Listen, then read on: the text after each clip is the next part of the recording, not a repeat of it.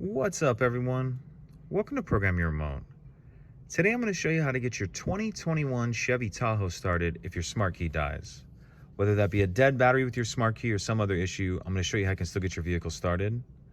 Like I said, this is a 21 Tahoe here, but it will be the same procedure on a few different models. So I've taken the battery out of this key to demonstrate. If I press the buttons, as you can see, none of them are working.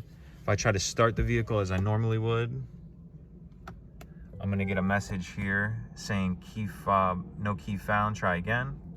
So what we need to do is place the key fob in the left cup holder, the cup holder closer to the driver's side, like that. And then we should be able to start it as normal.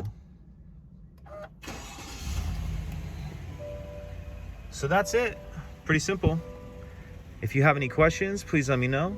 If you could take a second to like and subscribe, it helps us out and I'd appreciate it. Thank you.